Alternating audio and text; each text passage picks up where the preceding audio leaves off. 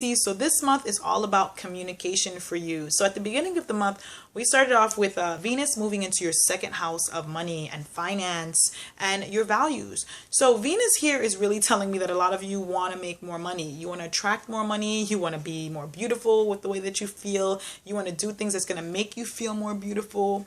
And you really probably are trying to look at other ways that you can make money. Venus is all about attraction in this area. So you want to attract money. You want to attract things that's going to make you feel a little bit more confident in yourself because of the money that you probably are going to be making or that you want to make as well. Mercury is going to move into your third house. So the planet of communication comes back to the third house, which is where its original ruler of the third house. So communication with relatives, communication just in general is going to be a big focus with you and your day-to-day. How are you handling things?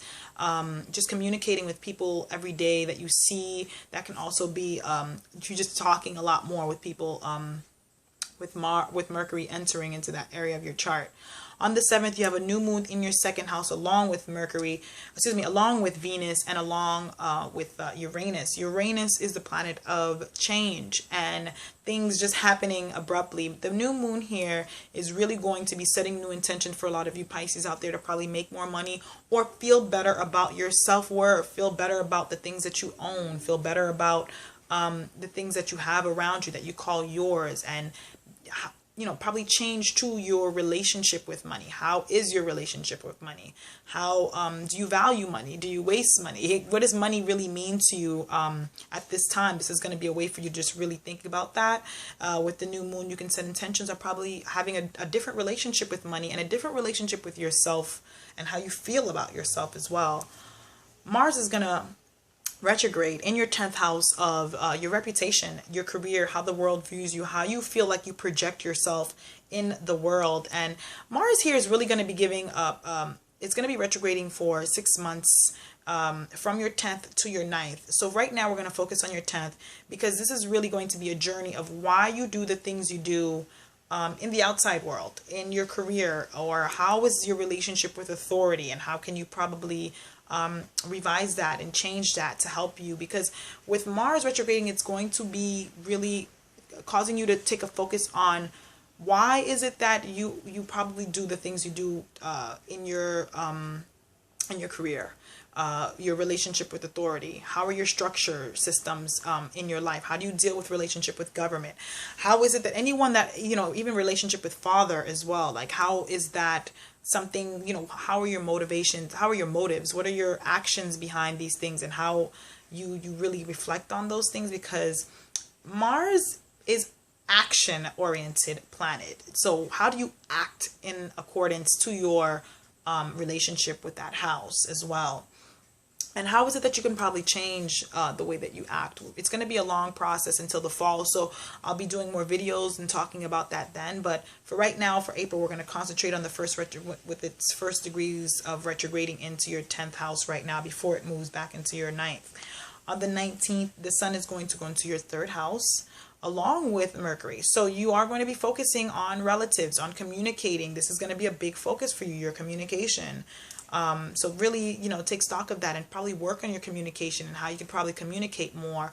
Also, too, how can you learn ways of probably communicating differently, or things or ways that's going to benefit you? Maybe if you can take a class or a lecture or doing things to help you learn about communicating with people a little bit differently, or just talking more to family to help you understand a lot more too about the way that you communicate. If you want to change any part of that area, if you want to change any part of that area of your life, excuse me. So on the 22nd, you're going to have a full moon in your 9th house of higher education and, traveling and your philosophies in life, your basic beliefs and what you feel is true to you. So a full moon in this area of your chart is really going to say that a lot of you may want to either go back to school, emotionally feel like you need to probably learn more things, invest more time in broadening your mind, traveling maybe, or just really going into religion or going into things that really fit your psychological framework at this moment, because we all change and evolve. So the way that you may have felt about something before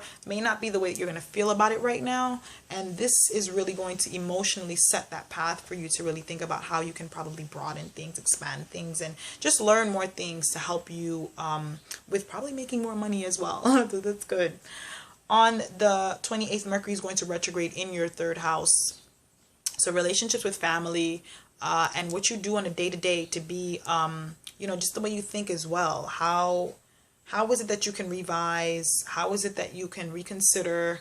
How is it that you can find-proof things? How can you go back and work on certain dynamics with relationship with family that you probably weren't that interested in before? With Mercury retrograding in your third house, it really symbolizes you really having a big focus in this area, and communication is going to be a really big thing right now for you. So I wouldn't advise you to sign any contracts around this time, any new contracts around this time.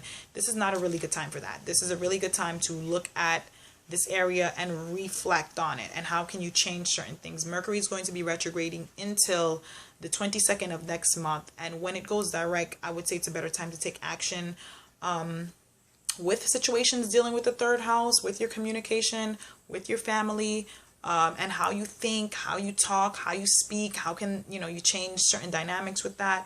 Reflecting on that also, people from the past may also, pop up around this time when Mercury goes retrograde. It's not a really good time to, like I said, don't sign any contracts when Mercury's retrograding, because Mercury's all thought, it's contracts. And also, double check all your messages, make sure that you sent everything out. And if you didn't, double check your emails, text messages. And you might also get a misinterpretation of what people are saying to you around this time with Mercury retrogradation. So just take that with you. And after the 22nd of May, you probably might get the messages that you really needed from whatever anyone was saying to you, because it's really easy to get miscommunication, miscommunication to happen when Mercury is retrograding, especially when Mercury is retrograding in the third house. So don't take anything too personal that people say to you during this Mercury retrogradation, because things might come to be, might be said one way and you might interpret it one way, and it might be something completely different once Mercury goes direct. So really take a prime focus of that. And on the 29th, Venus is going to move into your third house. So there is going to be some type of love and attraction coming into this area. So just be gentle with yourself, Pisces. And I hope this month is going to be very educational for you, and that you get to just understand a lot more about the way that you communicate. And I'll see you next month.